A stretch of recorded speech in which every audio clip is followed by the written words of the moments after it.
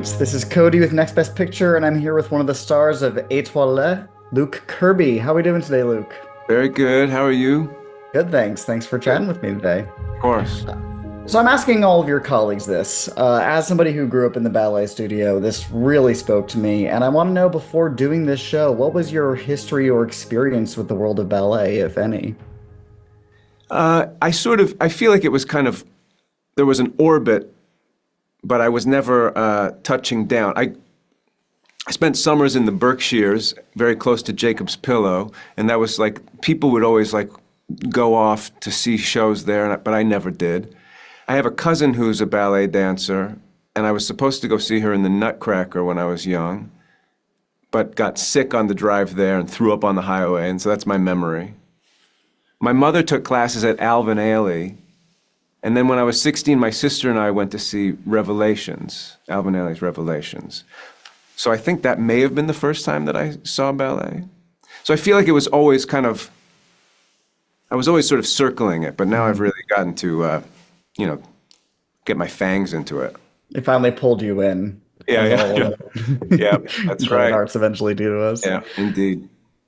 So between this and Marvelous Mrs. Maisel, you clearly have a knack for the trademark Sherman-Palladino dialogue.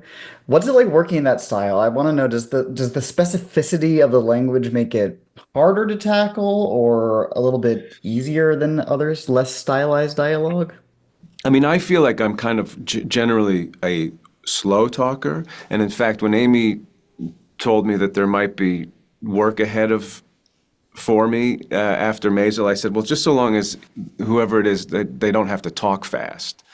But, that didn't work out. Um, it is, it's very, very challenging. I think the best thing is to, if you have time, the more you can embody it and sort of get that language into you, the more it will give. When all of the words are sort of dropped in, I find that the execution really is where its nuances are revealed.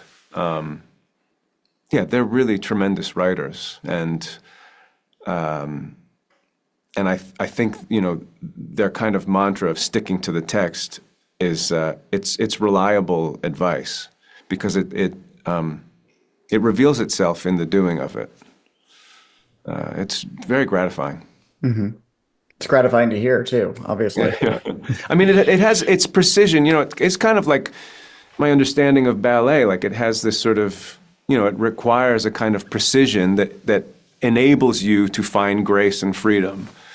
Yeah. So, also in Maisel, you played Lenny Bruce, obviously, and here you're playing a fictional executive director of a dance company. What are some of the differences or similarities in how you prepare to play somebody who actually existed versus a total creation like this? Yeah, I mean, with playing Lenny, there was just an endless supply of information. There's books, there's his own recordings, there's actual footage of him. So, you kind of can experiment with, habits that you're adopting. I sort of felt like I could lock into his lungs a little bit. And, it's a very specific way of doing the work. This is more kind of coming up from the mud and sort of trying to cobble together a history for a person to bring them into, their present being. There are people that do like come to mind and are useful, but yeah, this is a far more kind of from the ground up experience.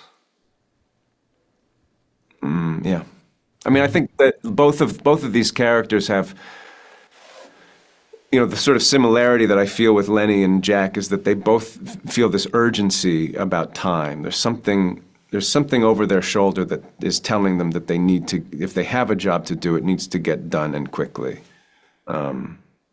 But aside from that, yeah, I think they're very different people. Well, also between the two shows, you have, obviously more responsibilities and the more screen time, more dialogue. You are one of the main central characters. So, what did it feel like taking on greater responsibility with this one in terms of workload? Yeah, it felt good. I like people. I like being around people for the most part, and you know, Amy and Dan's sets are exciting places to be. They hire really talented and, you know, kind people. So yeah, it's nice to have a schedule. You know, the charm of playing Lenny was that I could kind of show up every once in a while and nobody was tired of seeing me, you know. So I had to work a little harder at that with Étoile. But yeah, having that kind of consistency is a rare gift for an actor. So yeah, no complaining over here. And in terms of consistency, your character spends a lot of the time in various conflicts with other characters, a lot of argument scenes or scenes with tension, and even if the tone is light, how do you make sure you find variety and specificity between these similar emotionally but different thematically interactions? I mean, you rely on the relationship with the other person in the room. And thankfully, you know, this cast is, you know, it's a dynamic and exceptional cast. I just sort of always rely on whoever the partner is in the scene, and you know, they've given us a treasure trove to play with. I mean, that comes across. You guys are interacting wonderfully. It keeps Thank you. the show moving so well. Yeah, good. Before I let you go, this show already has a second season coming. Is there anything you can possibly tell me about it? No, No, didn't think so. and I'm sorry, you know, but stay tuned. Nope, I'm actually obliged to ask that. So. All right, Luke, thank you so much, and I hope all the best for you and the rest of your cast. Yeah, you too. Thank you very much. Thanks, Luke. All right, have a good one.